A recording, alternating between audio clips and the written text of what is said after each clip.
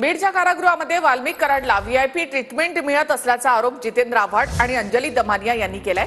देशमुख कुटुंबीय कारागृह प्रशासनाकडे वाल्मिक बद्दलचं सीसीटीव्ही फुटेज मागणार आहे। जेलमधील कर्मचारीच आरोपी असलेल्या वाल्मिक कराडला सहकार्य करतायत असा आरोप धनंजय देशमुखांनी केलाय। वाल्मिक कराड तर सध्या धनुभाऊचा सोबतीच आहे ना, ते काय लपून राहिलाय काय?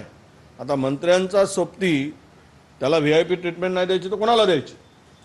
दिलीच पाहिजे त्याला। आणि धनुभाऊंचा आदेश असेल की वाल्मिकला कुठलाही त्रास होता कामा नये, त्याशिवाय त्याला व्हीआयपी ट्रीटमेंट मिळू शकत नाही।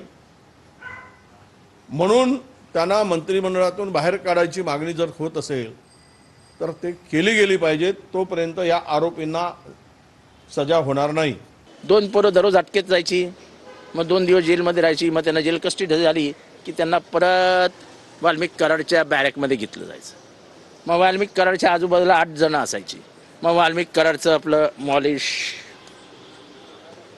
दररोज सकाळ संध्याकाळ, मग एखाद्या मांडीवर डोकं ठेवून झोपायचं, मग बाकीच्यांनी हवा घालायची, मस्त जेवण येणार, कारण का तो आजारी आहे, आजारी असल्यामुळे मस्त पंचपक्वान्न जेवायला जायची, मजा आहे।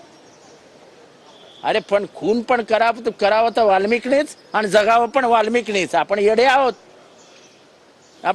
येडे उगाच बोंबलतो।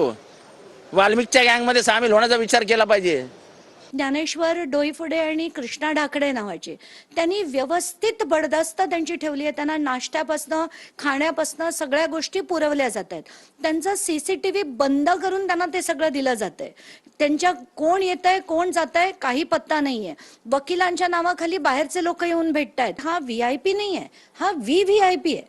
म्हणजे एका मंत्र्याचा सारथी आहे धनंजय मुंडे, याचा तो होल अँड सोल त्याचा सारथी येतो आणि त्याला व्हीआयपीच नाही व्हीव्हीआयपी ट्रीटमेंट सध्या चालली आहे। मकोका लागल्यावर जसं मी पहिल्या दिवशीपासून म्हणते की त्यांना अंडा सेलमध्ये मूव्ह करायला हवं, जे औरंगाबाद, नाशिक किंवा मुंबईला आहे, पण तसं न करता बीडच्या कारागृहात अगदी आदेश असताना ठेवलं गेत आहे। ह्याला म्हणतात राजकीय दबाव।